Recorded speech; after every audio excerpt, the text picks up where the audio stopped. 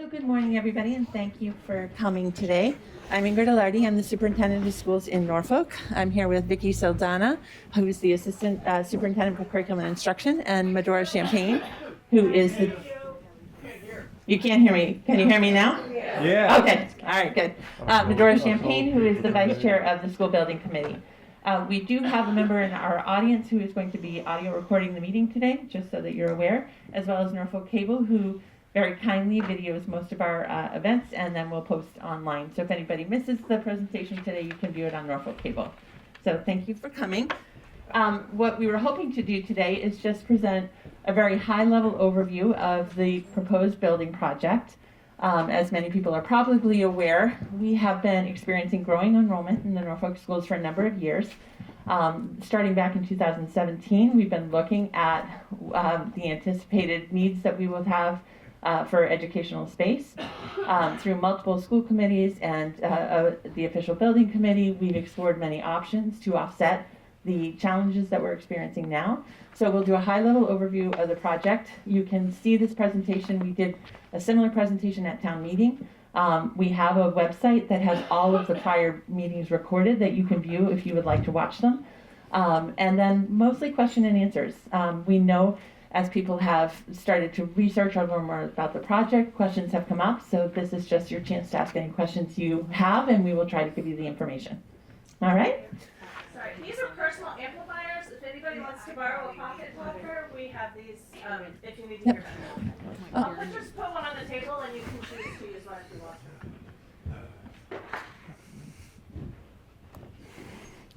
to. All right, great. All right, so again, this presentation is available online. We did present to multiple community forums and to town meeting. But just as a high-level overview, we began looking at anticipated space needs back in 2017.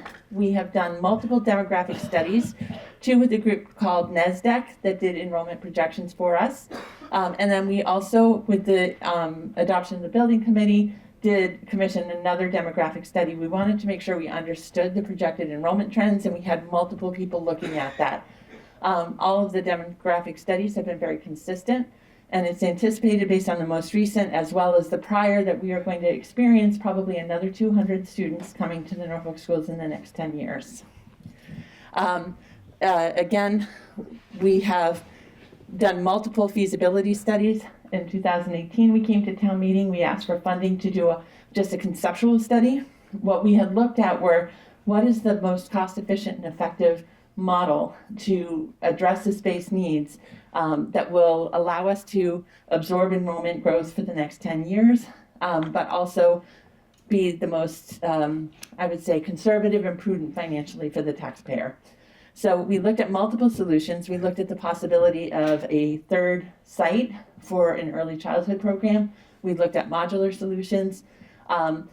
Ended up with recommending the Freeman-Kennedy expansion project because it solves the space needs in both schools, both H. Olive Day and the Freeman-Kennedy in one single building project. So again, you can watch the video. This goes through more detail, the timeline. You can jump to the next slide. A couple of years ago, we recommended the brick and mortar solution to the advisory board. Obviously, in 2020, a lot of things changed. We went through COVID. There were a lot of changes to the economy. The town was concerned about the cost of the project and recommended that we do a second feasibility study to reevaluate modular options to see, with the changing conditions, the increase in construction costs, was a brick and mortar still the best solution, or should we reconsider modulars? So at town meeting, the town voted and appropriated funds to do an expanded feasibility study. And we worked with AI3 architects, and we looked at multiple different potential modular configurations. The town also at that point appointed a school building committee at town meeting. The select board interviewed and appointed citizens to serve and represent the town. We had school representatives, town administrator Justin in the back also joined the committee.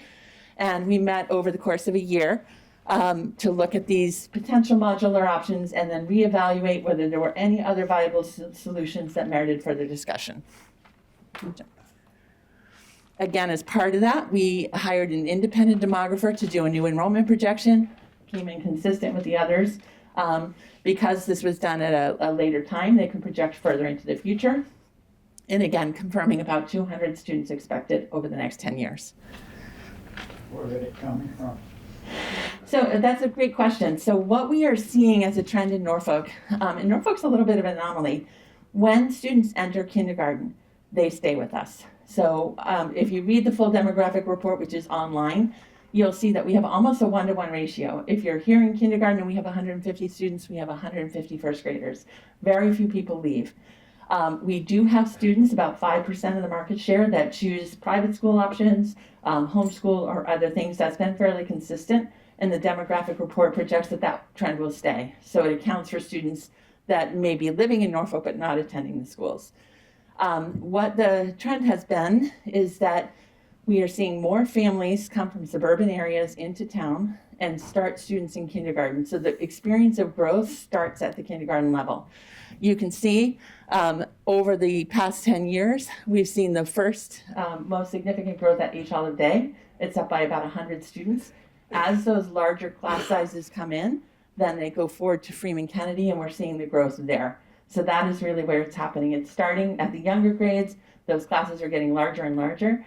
When I first started in 2015, I think we had 6 first grades. We currently have 9. So the growth is happening. And then again, we have that really strong 1-to-1 ratio. We don't have students leave the district. So they're aging up and entering Freeman. So we looked at multiple modular options. Again, originally we had looked at the permanent addition.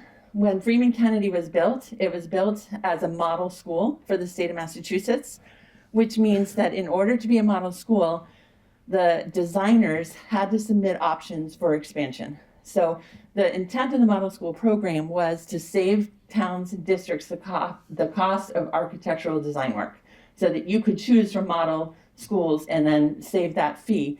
So Freeman was intended to have an expansion option for anybody that was interested in pursuing it. The way that it works, it would connect the back 2 wings of the Freeman-Kennedy School with a 2-story addition. So we had looked at that. So in looking at modulars, what was determined was we need about 36,000 square feet to meet the demands of enrollment.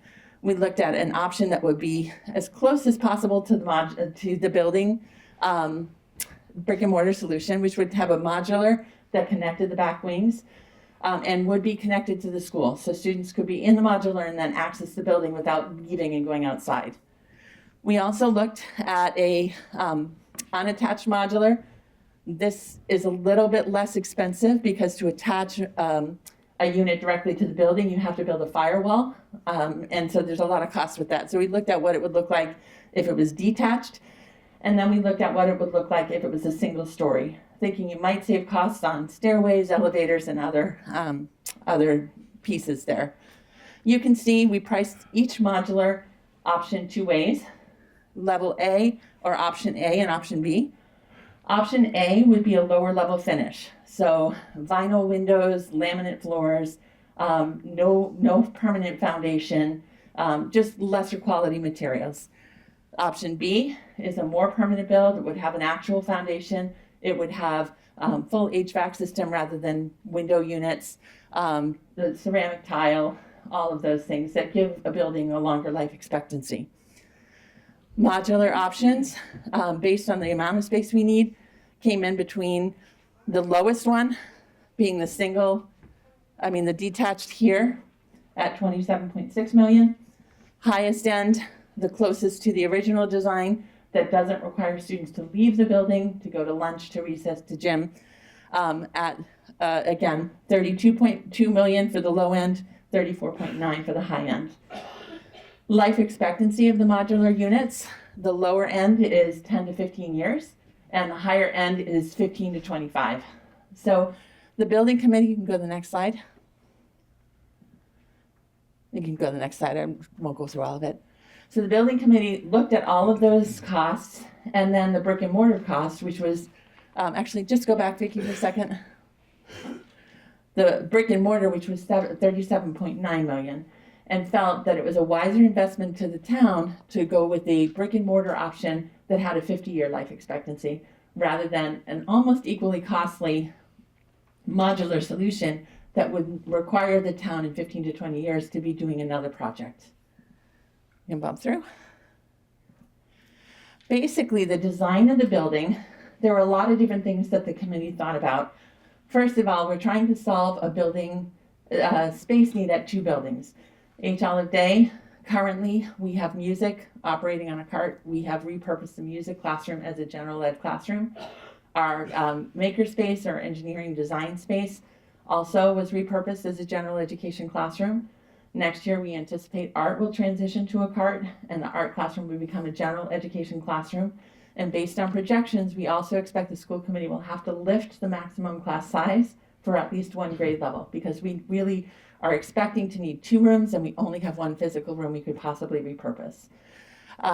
So we're trying to solve the space issue at H. Olive Day, plus the growing needs at Freeman. The first floor of an addition would be an early childhood center. In making that decision to move preschool, we know preschool doesn't require the cafeteria because it's primarily a half-day program, except for a handful of students who have specialized needs that stay full day. So it doesn't put a demand on the cafeteria or the gym, art, and music space. It also is an independent program, so moving the preschool allows us to move the special education offices. We were really thinking about staffing needs long-term. When we move that, the special ed director, by relocating the office, will become the building administrator for the early childhood wing. We won't need to hire another administrator to oversee that space. The clerical staff that support our special education offices will monitor the entrance door and allow people in and out of the building, so we don't have to hire additional staffing for that. Our current speech and language and all of our related service providers that provide service to preschool and other students in the building can now share and travel between the Freeman-Kennedy, H. Olive Day, and this location. So it minimizes the additional staffing. We currently have 6 preschool classrooms at the H. Olive Day. By relocating those classrooms to the first floor addition, it opens 6 classrooms at the HOD, which will allow us to provide educational space for the growing number of students. It would allow us to reclaim the art and music programs that we expect to be. Music has already been lost, but art is expected to go to a cart next year, so we could reclaim those spaces and accommodate the foreseeable growth that we're expecting. The second floor provides classrooms for the Freeman-Kennedy. You can see there's about 6 additional classrooms. We also would be moving the art room so that we can keep grade levels intact, so there's a better flow throughout the building. But it gives us expansion capacity for the growth that we anticipate seeing at Freeman-Kennedy. The 2 wings are not connected, so people can't go from the preschool up to the upper grades. They're separated. Staff can get through with passcodes through the entrance. Move on. So again, the final recommendation after looking at all the modulars was that the permanent build would give you 50-year life expectancy of the building, would meet the demands, growing demands at both spaces, and would be more cost effective and efficient, and from a staffing perspective, from an operations perspective, as well as have a lower impact long-term on the taxpayer. Jump forward. Just for reference, we talked about why to move forward now. I think everybody on the committee is very, very aware that the taxes in Norfolk are high, that we have a new fire station that's just recently come online, and that is a hardship for people. So I think that was a really strong consideration. When we looked at the original design of the plan, it was for 42,000 square feet. We made really conscious decisions about downsizing the space to meet the demands, but not to overbuild. So we tried to bring costs down that way. When we originally proposed this project back in 2019, we used the same professional estimating company that we used the second time we re-estimated it. They only estimated in 2019 because we had only done a schematic design. We hadn't done we had done a conceptual study for the square footage. So it didn't estimate soft costs, it was just the hard build costs. And it was estimated at $12,945,000. Post-COVID, construction process went up significantly. Rebidding that project, just the construction cost was $27 million in 2023. So you can see it almost doubled. When we did the expanded feasibility study, we rebid the brick and mortar project again with the modulars so that we had a current price because it was now a year old. You can see just in that 1 year time frame, it's gone up significantly, another $1 million.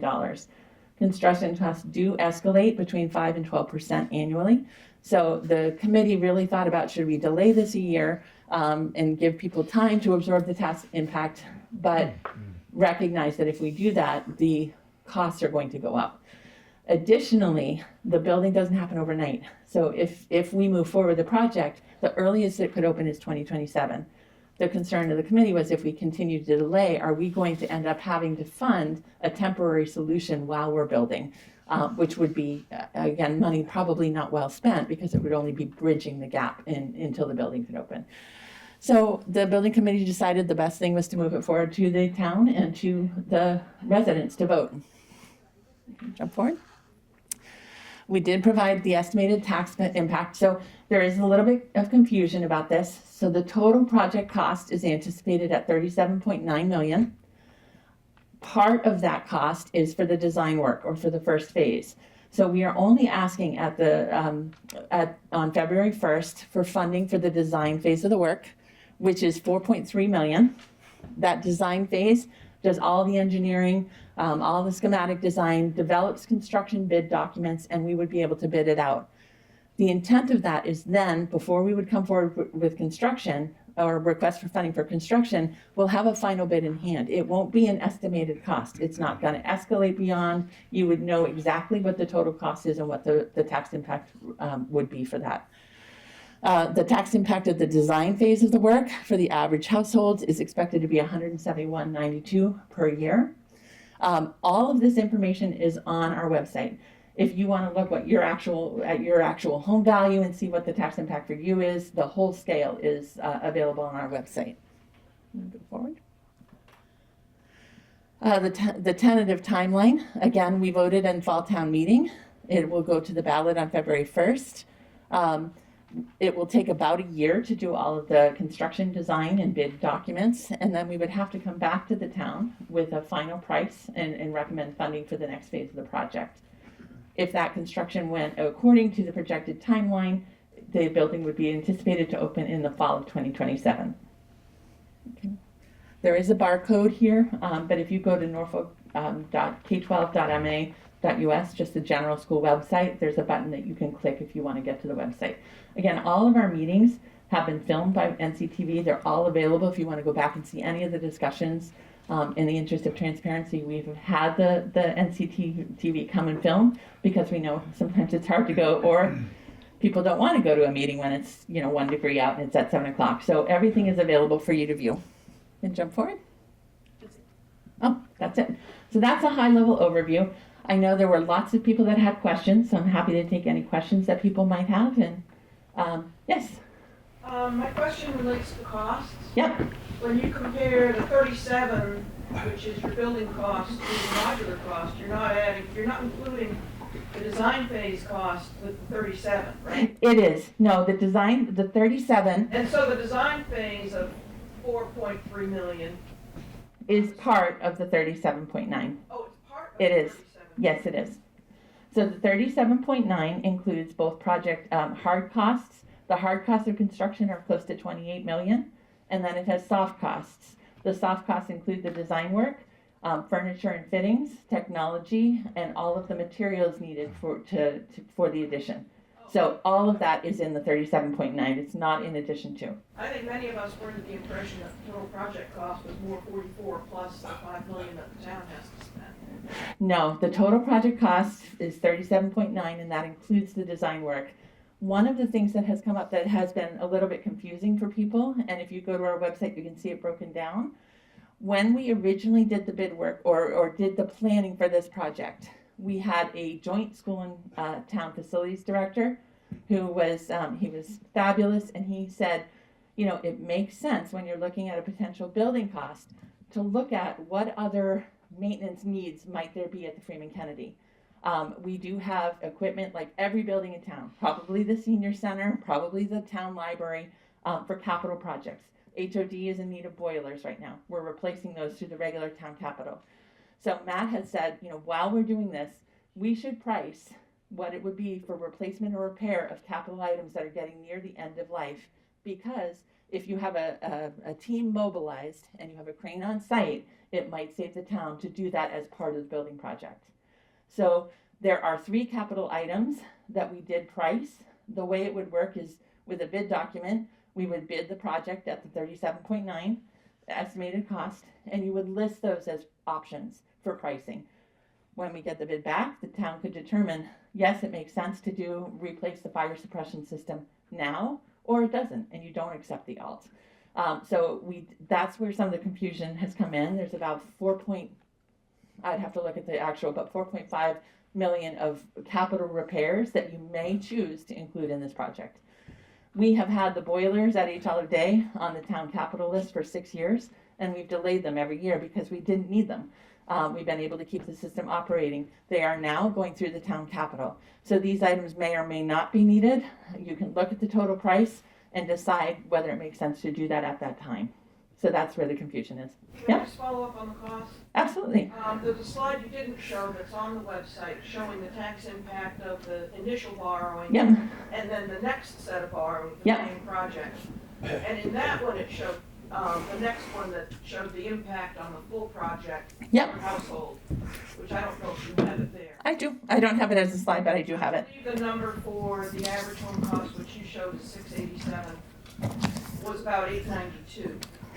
894, and that includes the 171. So it's a 170. Yes, the 171 plus about another 723. We were all adding them together. Yeah, no, they're separate costs. So the total cost is 894. You'd be paying 171 to start, and then when you did the rest of the borrowing, it'd be another 720 something.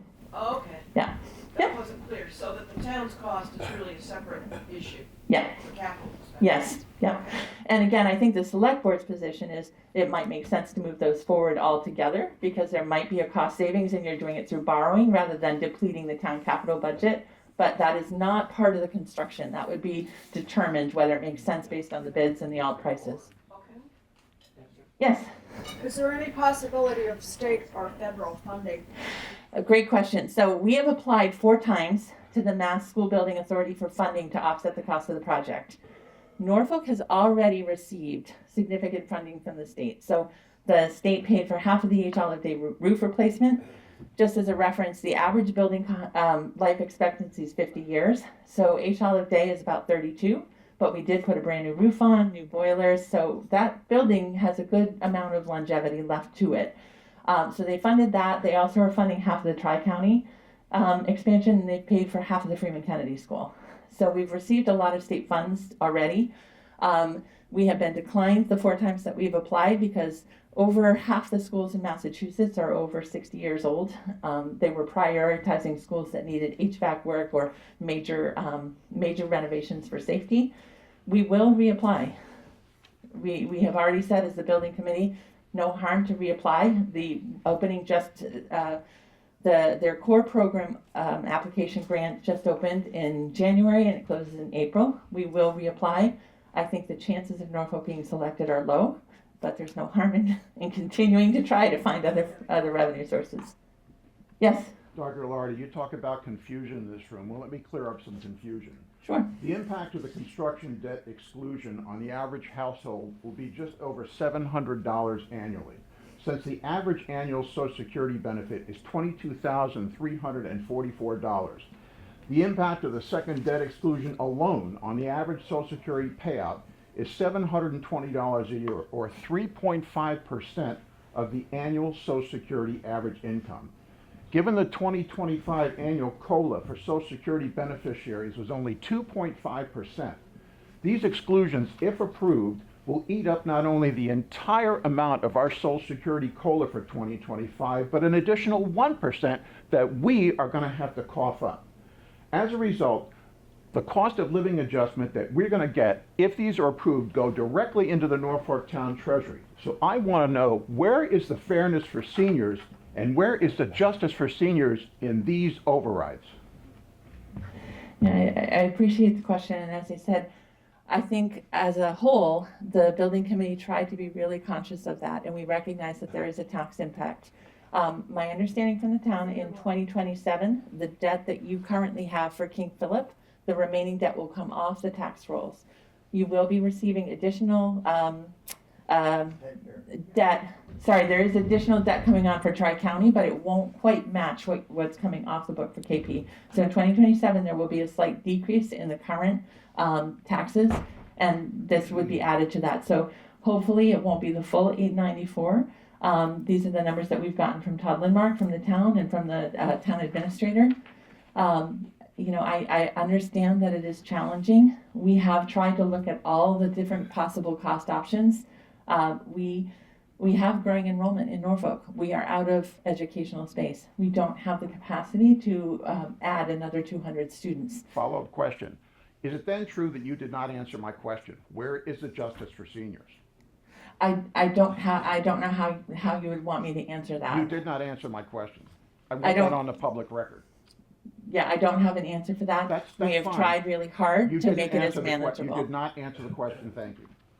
Yes, sir. Yeah, hi. I wanted to clarify that.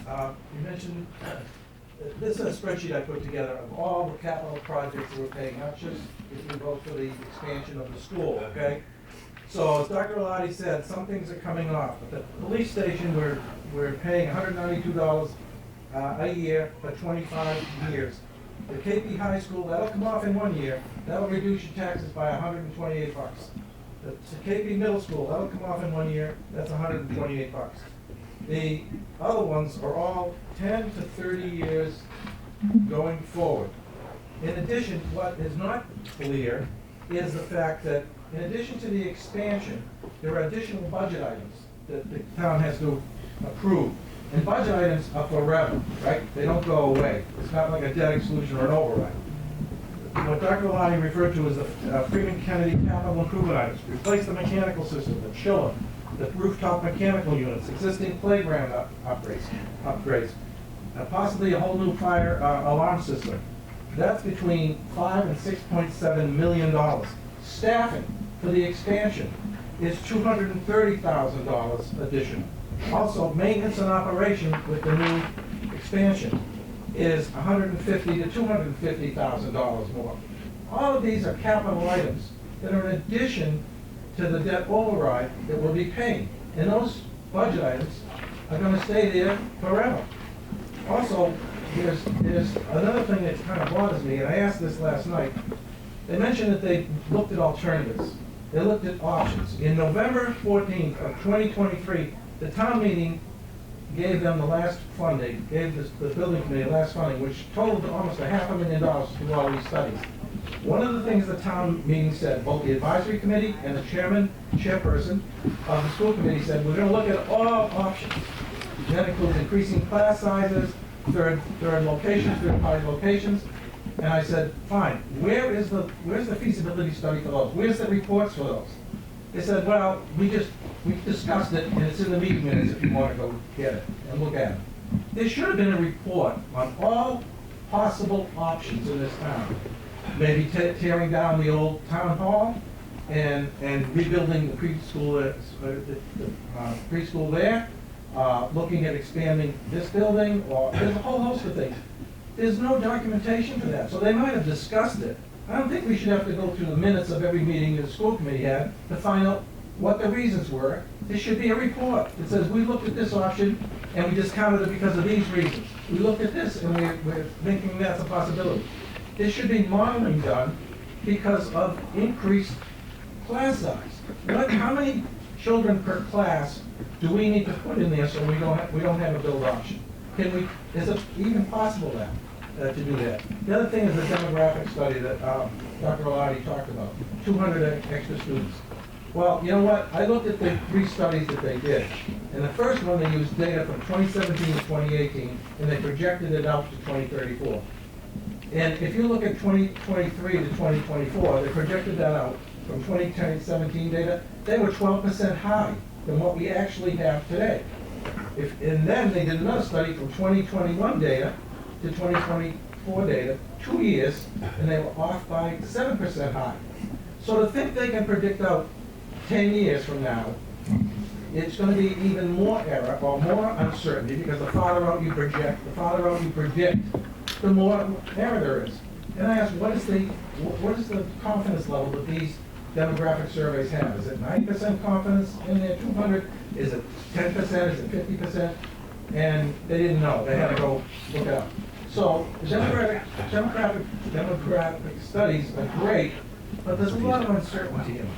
And I don't think anybody would deny going out 10 years from today is problematic. And it's shown by the fact that these two studies show that they couldn't predict what is happening today from even 2 years ago. So that's what I have to say.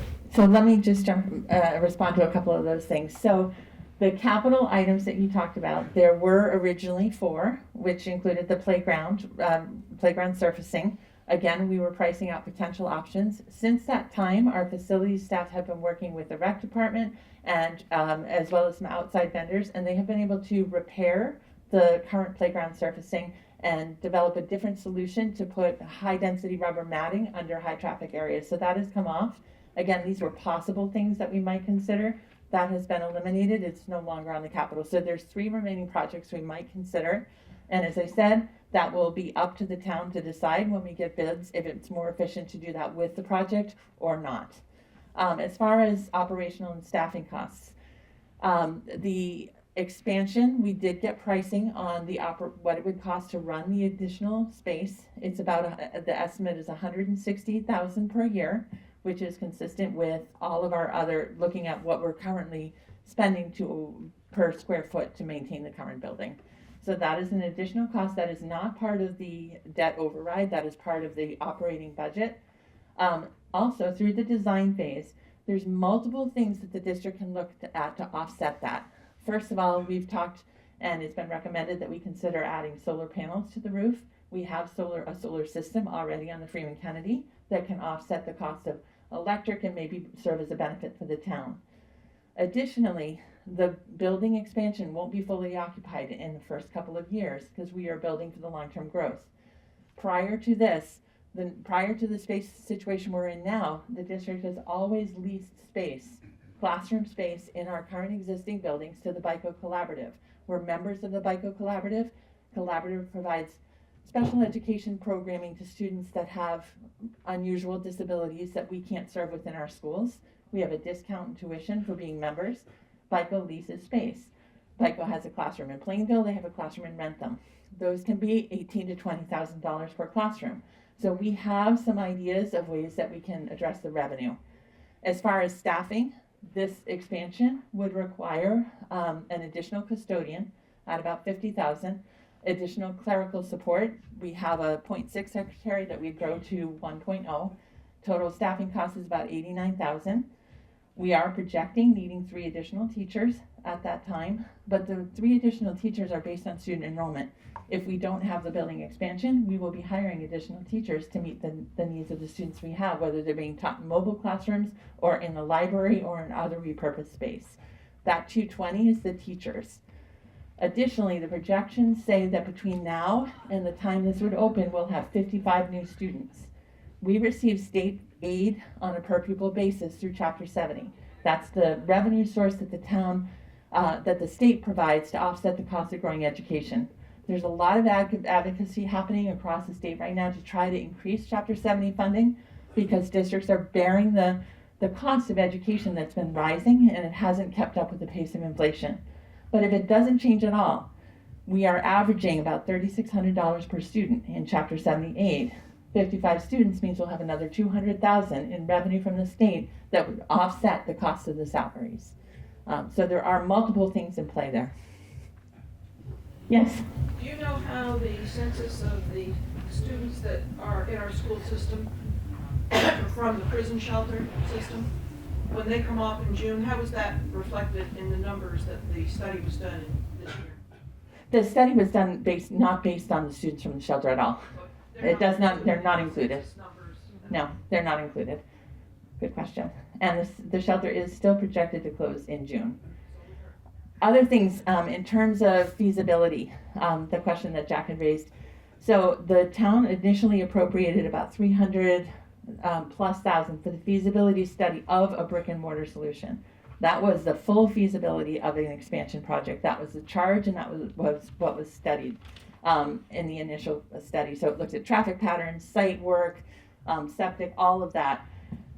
When we went back to the town and were concerned and hearing from people the concerns about the cost, we did an extended feasibility. That was much less, about $170,000, to look at the modular solutions and any other viable option.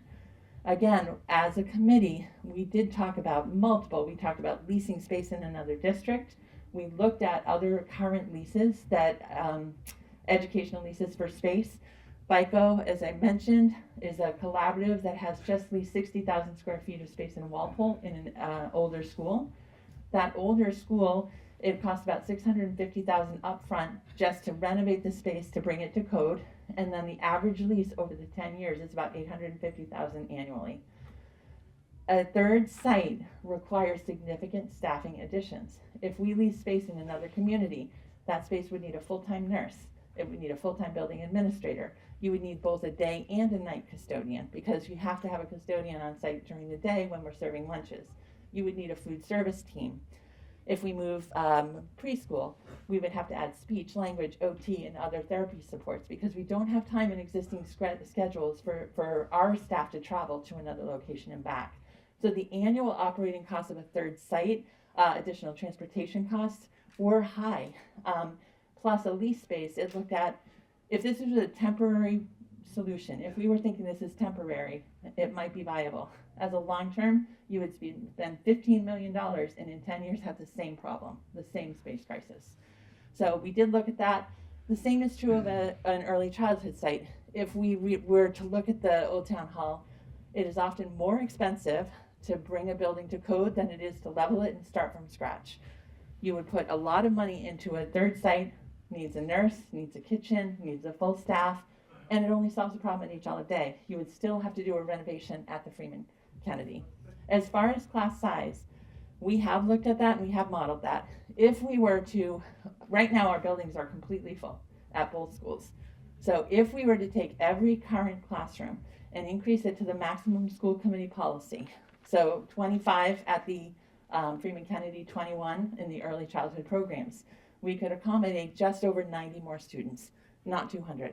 We'd still be significantly short. Additionally, I know there's been a lot of questions around class size.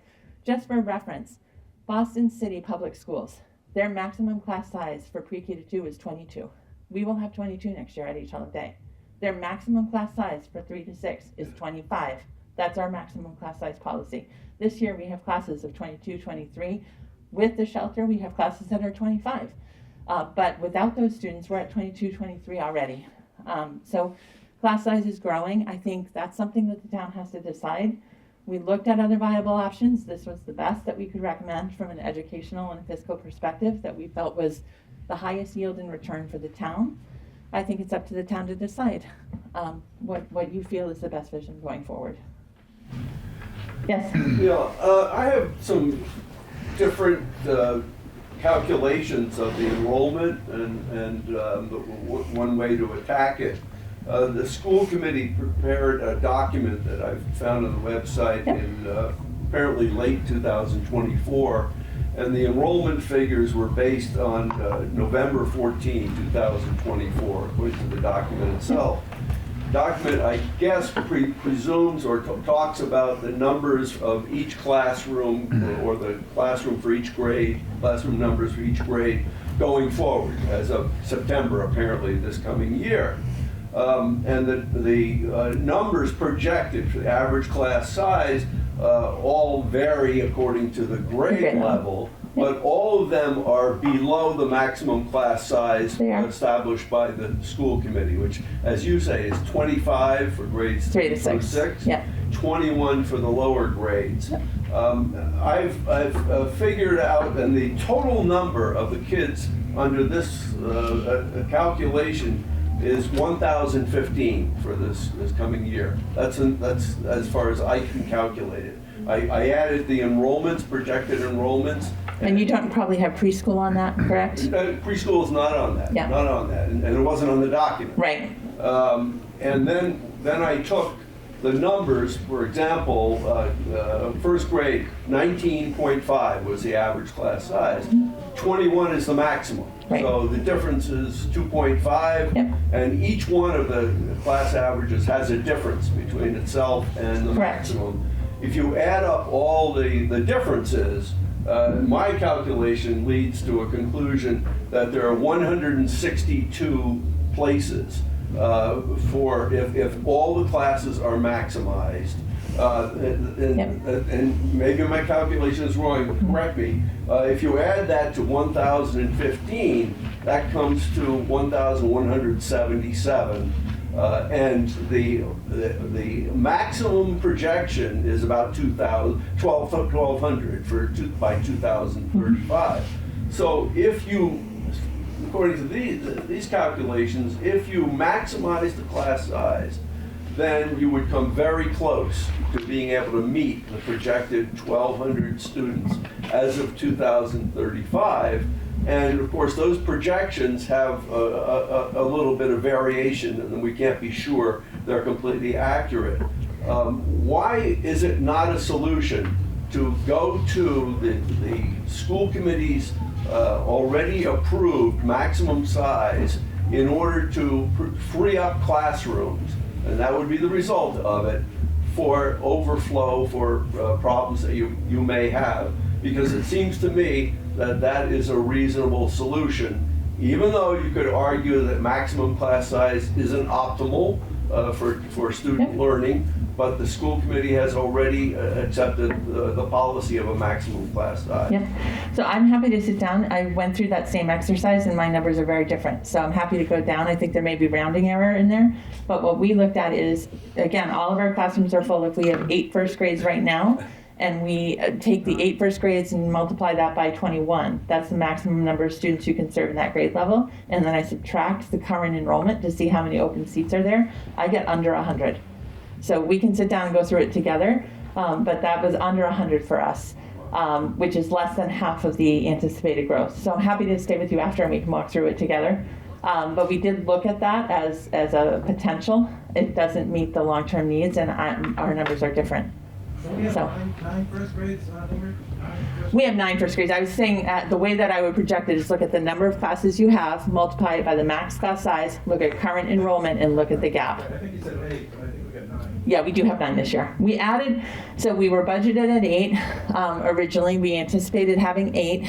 We were over the class size policy in a couple of classes. We were at 22, and the shelter opened in, I guess it opened in late May, June, in anticipation of additional students coming in from that. When we were already at max class size, the school committee voted to add an additional first grade. And I understand we don't need a nurse for preschool, is that right? There would be a nurse on site in this building, but yes, we definitely need a nurse for preschool. Yeah, most of our students, because preschool is provided for students that have disabilities as of their 3rd birthday, we have quite a few students that have medical components to their IEP program. So yes, you would definitely need a nurse. Yes, Is preschool required and available for all Norfolk residents? that's a great question. So preschool in the state of Massachusetts, districts are required to provide programming to students with disabilities as of their 3rd birthday. Prior to that, they receive services through the state through early intervention. So our programs were mandated to provide programming at age 3, and we're required to For provide all it. students? Nope, for students with disabilities. And then it has to be provided in an integrated setting. So 50% of the students in the classroom have to be typically developing peers, and then 50% receiving services. We only can bring in currently the number of peer models to match the number of students with disabilities. That gives us 6 classrooms, so we're only providing the minimum required programming. We don't have, preschool is the cost of the teacher and some of the support staff. We charge tuition, so that is offset slightly by what you gain in tuition, but we don't have physical space to open another preschool classroom. So currently we have about 70 families on the wait list for preschool that would like access. We can't provide it. So we are providing only what is mandated by state. This question. Yes. You go. Oh, thank you. How many students from the shelters are currently enrolled in all the schools that you are referencing? What is So the total? number has fluctuating because it's temporary, but right now, about 30, 35, Okay, now, is but that- they're not counted in the counts. Is that population where you say the shelter is projected to close in June, where are they gonna go? Are they gonna remain, or are they gonna leave? It's a good question. So under the federal law, the McKinney-Vento Homeless Act, if a child enrolls in the school district and then they move and they remain homeless, they have the right to remain in Norfolk schools. We have not had that experience.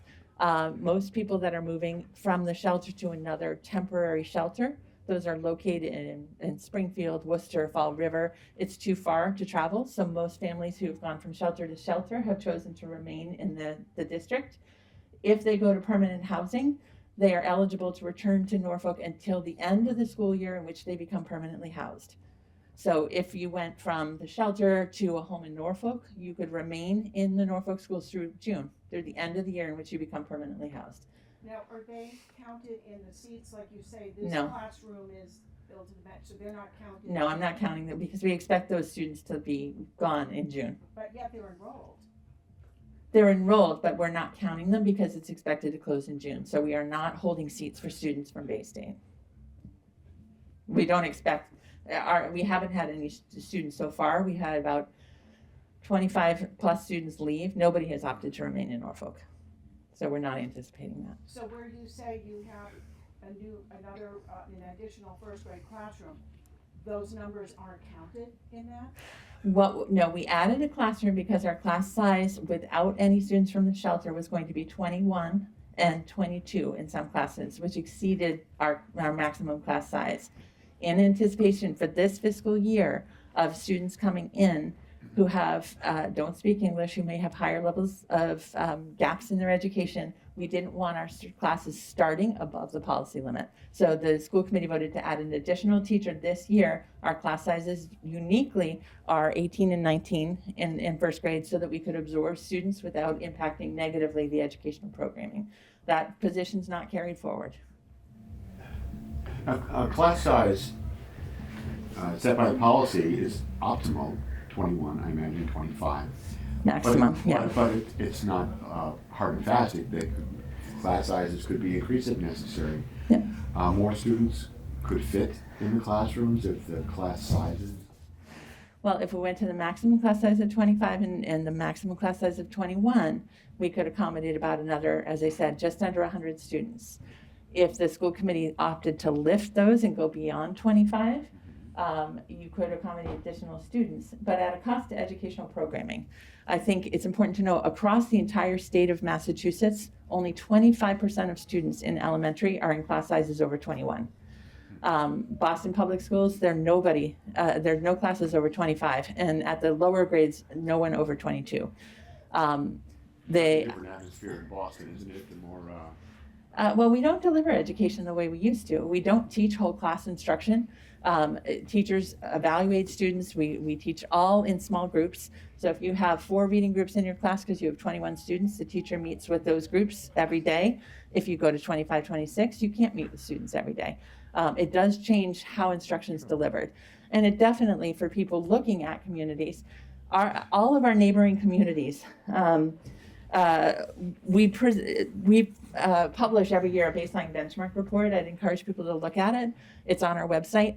Of all of the regions, surrounding communities, the average class size in the elementary is 20. Norfolk used to be, our average is 20. We are at the bottom of the pool. Most of our comparisons are 17, 18, 19. So we're already higher than the region. If we continue to push that, we'll be higher than urban districts like Boston and Cambridge. The other challenge for us is that we have regional charter schools that are public schools. Students can opt to go to a charter school if they choose. When students leave the district, the money we receive from the state follows the student. So it's about $17,000 for every 4 students that leave. That costs us a teacher. That's $65,000. So if we have class sizes markedly above the local charter schools and all other communities, we are going to lose students to those receiving communities, which loses operating funds as well. And it does impact, people move to Norfolk. It's a beautiful community, but they also move for the schools. And a lot of the in-migration comes from urban areas for people looking for, high quality education, reasonable class sizes. We don't have any class sizes that qualify as what DESE would consider small class sizes. Small class sizes are 13 to 17. We don't have anybody in that ballpark. They're all moderate. Well, just one more, if I may. your confidence in the projections of the population. Oh, I'm glad you brought that up. Because we've read and heard through the media in so many places Yeah. that people are leaving Massachusetts, that the declining population, so it seems to have followed that there'd be declining school enrollments. But the company you commissioned is projecting increases. Why are you confident in their projections when it seems to contradict so much? Yeah, no, it's a great question. So I do want to circle back again. Jack mentioned that the two earlier studies that NESDEC projected were high in their projections. What was not accounted for was the fact that COVID happened in the middle of that. So if you look at the numbers, and I can share them with you, the growth in Norfolk in the school-age students really matched what they were projecting. Just not everybody came to Norfolk schools. During COVID, we had a much larger portion of families choose to homeschool. We had families that chose to go to private schools because they were open full-time prior to the public schools opening. So we lost a lot of students that would have come. Those projections were, again, if you looked at the number of school-age children in Norfolk, they were very consistent. I think the concern was, is this trend going to change? Are we going to see more students that leave stay out? And so we commissioned the new DAA study. The study that they did, they're a very reputable firm. They do a lot of municipal planning, a lot of census data and projections for the state of Connecticut, for larger groups. We wanted a higher quality firm that has much more experience in this. They did not do a model like a two-family household, 2 bedrooms is going to yield 2 students. They looked at address level data, and they looked at it long-term through the past recession. So they looked at every home in Norfolk that sold, what the student yield of the new family that bought that house was. And so it was much more detailed as a study. And the projections still trend consistent with what NESDEC had predicted. So we've now got 3 independent groups looking at this. And our current enrollment has shown that it is trending that way. It has been aligned. We have over 100, I think it's now 114 students at H. Olive Day. We're seeing growth again at Freeman-Kennedy. So those numbers we are experiencing that growth, and it is coming exactly the way DAA said. It's coming at the younger grade levels and carrying forward. So we have a high degree of confidence in that. Yes? Yeah, just a couple of things. You may have high quality firms, they may have a great pedigree, but they have not predicted what's happening today without a 12% error or a 7% error. So it's uncertain. Let's be honest, it's uncertain. Nobody can predict the future. Nobody has a crystal ball. As far as the class sizes go, we're compared, according to the state, it's not Norfolk, the state says we should compare ourselves to these 12 cohort towns, Yep. right? Yep. And you talk about class sizes, and the sky's gonna fall and everything. Lincoln is one of the towns we compare ourselves to. Lincoln has an average class size of 16 kids. They have equal to or lower scores than Norfolk. In fact, they have lower scores than ELA. That's with 16 kids. Sudbury happens to have the highest of those 12 towns. They have 21 or 22 kids in a class. Guess what? They have the highest MCAS scores of all the 12 towns. So Sudbury actually, their average class size is 18.9. So it's actually lower, and they have a... I'm not going to get off the website. Your website's on, I said 21. Yeah, I have their currents. It's 18.9. Maybe it's 23 to 24. Could be. They could have had a high year post-COVID. Also, people say money. Norfolk in 23, 24 was $16,000 per Right. student, right? Yep. There are towns that spend Twice less than that. and have higher scores. There are towns that spend more than that. One of them is Lincoln, 29,000, almost twice the amount we spent in Norfolk. And this was a parallel.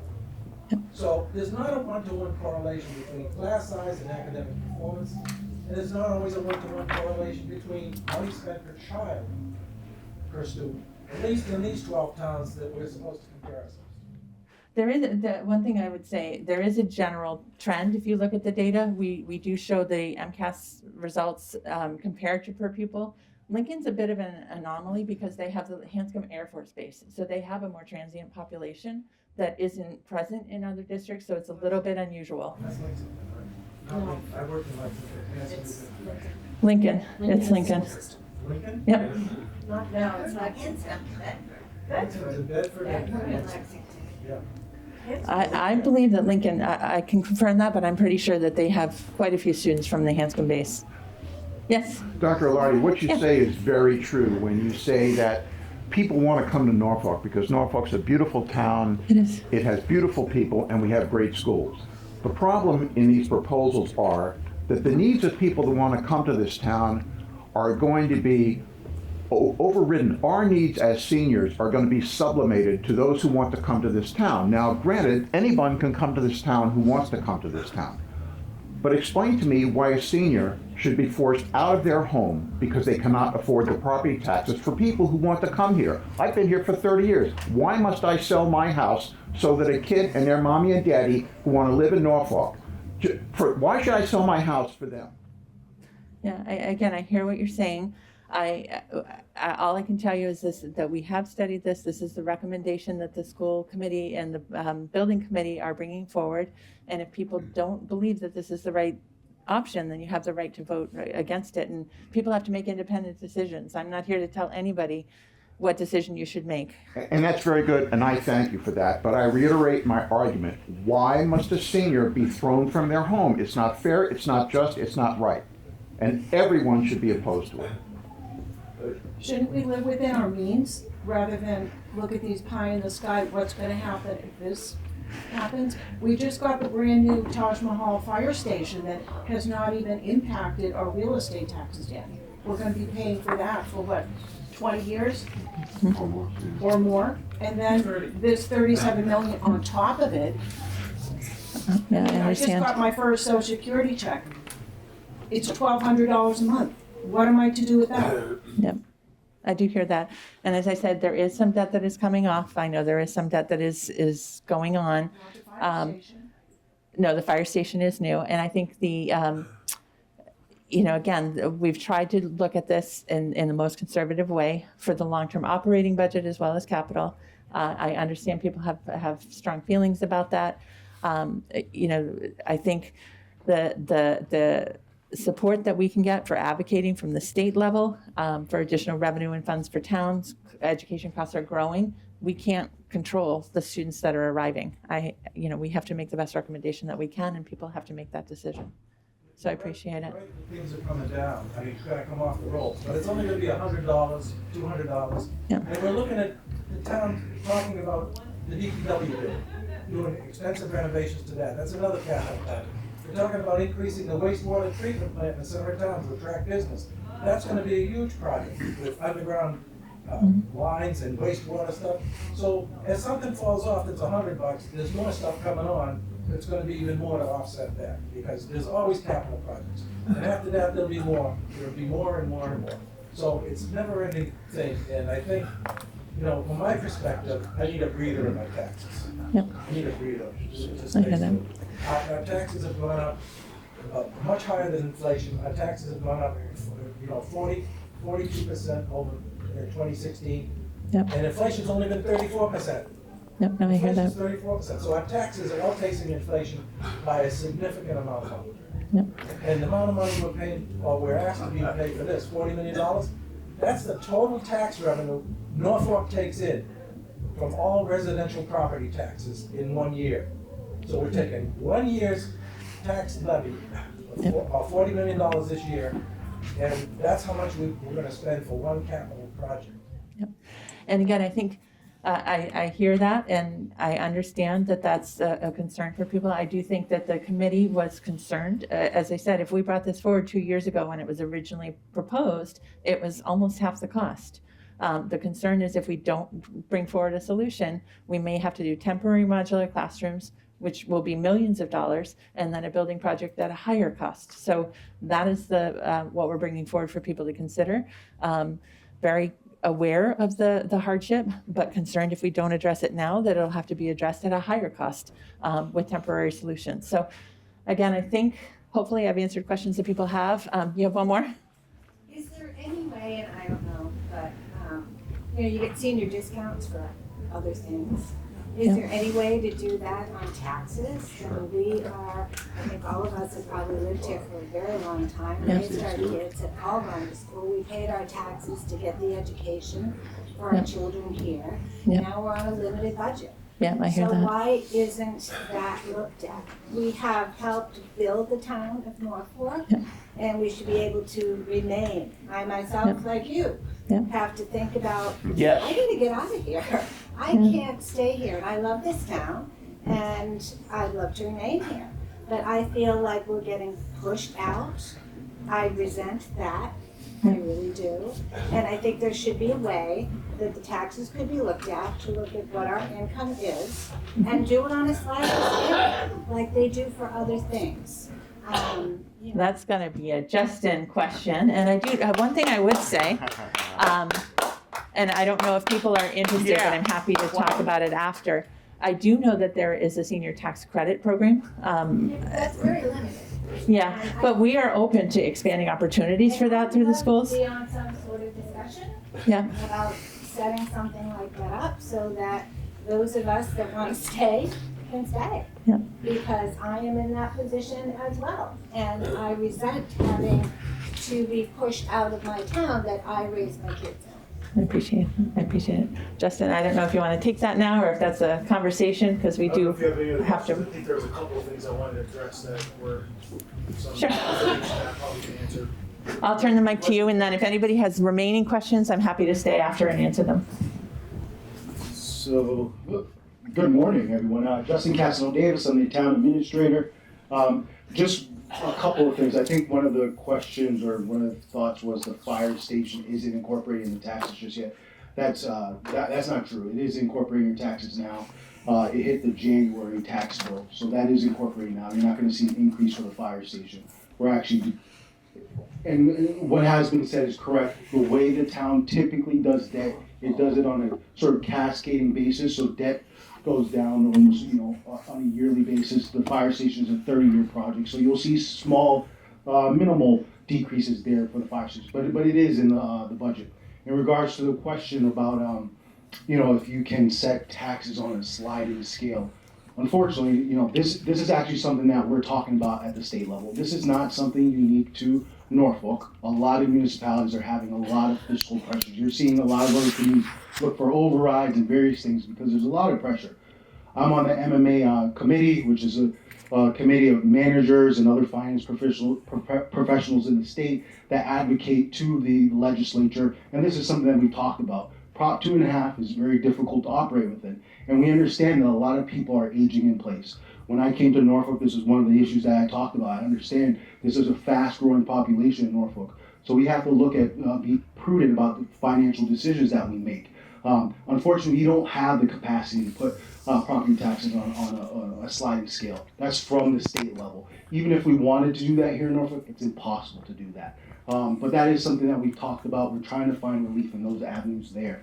I don't know if there was anything else that, in terms of taxes that were mentioned, but I am here to support Ingrid and answer some of those questions. I know I answered some of them yesterday. I want to amplify just what Justin said. Justin is absolutely right. You cannot do what was proposed. That said, you have to be broke to get any of the circuit breaker tax benefits in this town. I, for one, I'm not broke yet, but I probably will be broke. And unless you are broke, you can't get anything of what we talked about. You got to be busted. You got to have nothing.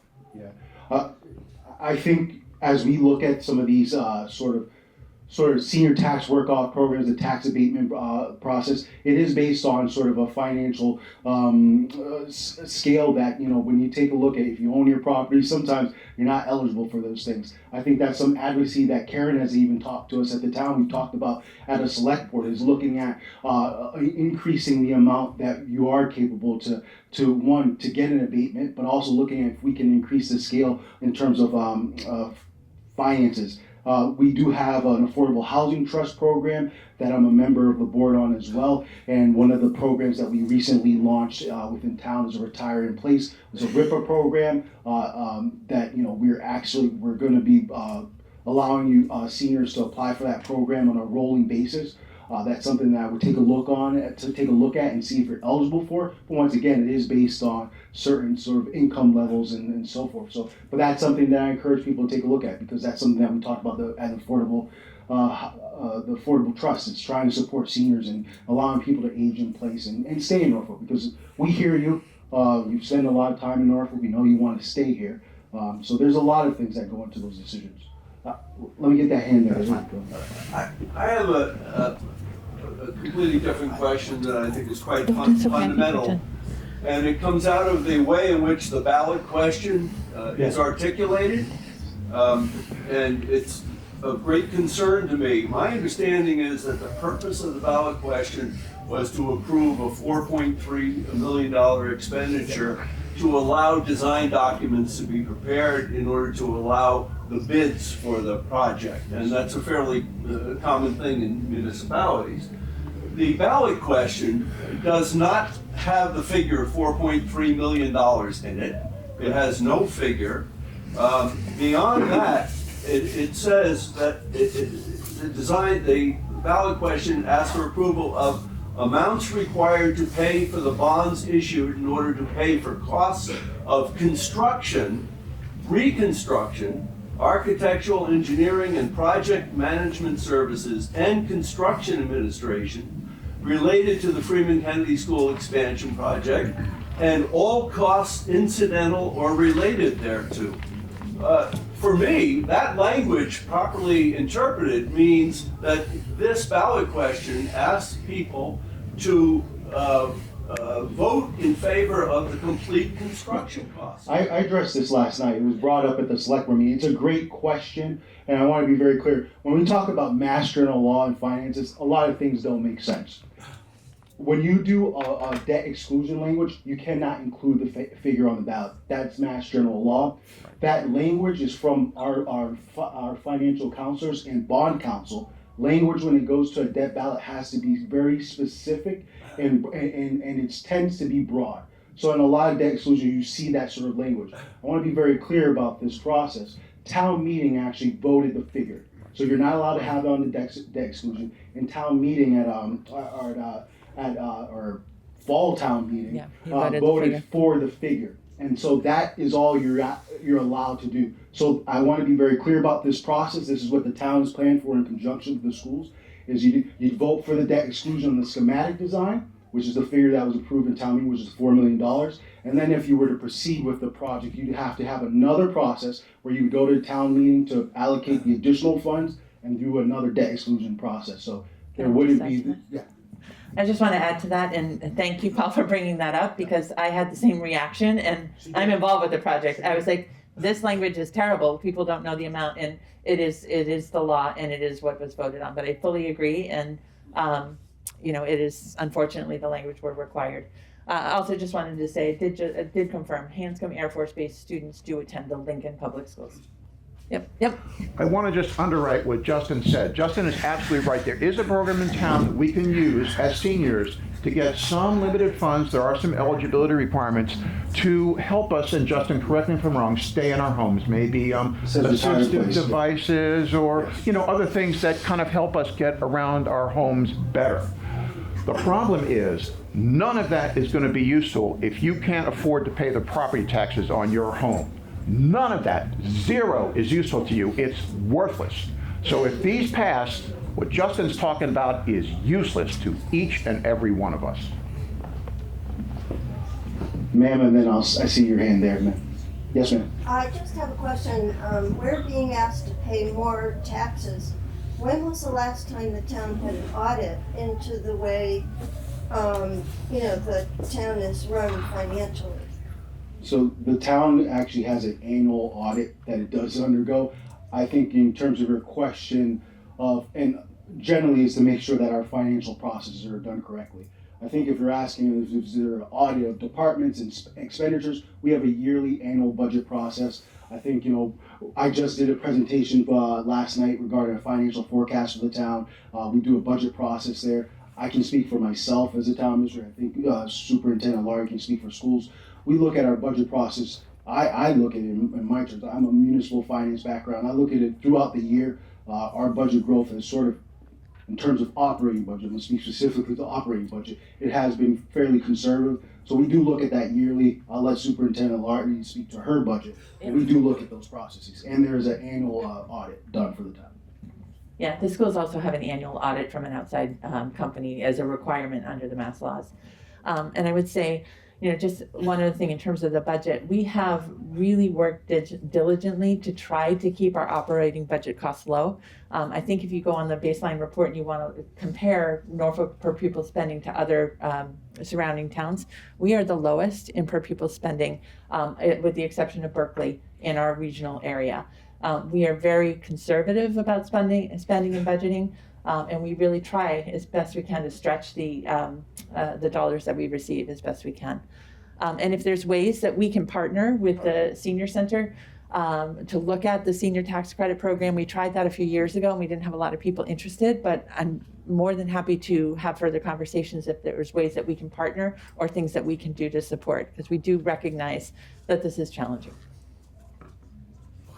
So thank you again. One more if I may. Yeah, for me or for Justin? For you. Okay. We'll do one more after that, because that. Yeah, and then I do have a. Yeah. Well, I accept the wisdom of the recommendation to spend money before the costs go up in anticipation of growing enrollment, and that's optimal. But it's cascading on other projects this town has experienced, and we're going to be paying for a very long time. The police, the fire. Right. And from what I read on your website, 8 olive days bursting at the seams, and that's going to come down the pike before very long. So it's the timing. I hear that. It's unfortunate. Yeah. But because of that, I at least think prudence in the economy is primary. And these third sites, sure, it would cost money to staff them, but not as much as building a new school. And we've learned that there's a school that closed in Franklin for lower enrollment.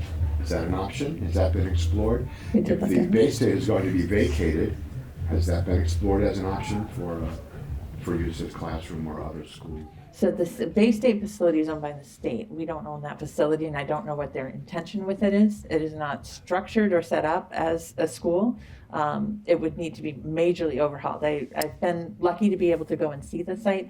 It is really dorm room style, small spaces, small hallways. It would need a major overhaul in order to be considered. I think the issue with the third sites, and again, appreciate the perspective, there's significant costs involved if we were to look at building an early childhood center. It is not significantly less money. We'd need a kitchen, we'd need a play area, we'd need roadways, we'd need water and septic and all of those things. So we did talk about that with the architectural firm that was advising the committee. So they might be less than a major building project, but they are going to be multiple millions of dollars and a short-term solution. So we did look at that. We did look at the lease space in Franklin. That building is a very old building, would need some major renovations. Again, the average lease cost based on other currently negotiated lease, you're looking at $650,000, $700,000 per year plus the staffing. So it might be a short bridge, but it's gonna over the 10-year timeline be $14-15 million without a solution. So I do appreciate that. And I think in terms of time, just so everybody's aware, we started looking at this in 2017. We were prepared to come forward with a recommendation prior to the fire station, but recognizing the last time the town had to look at those two projects, the fire station wasn't funded.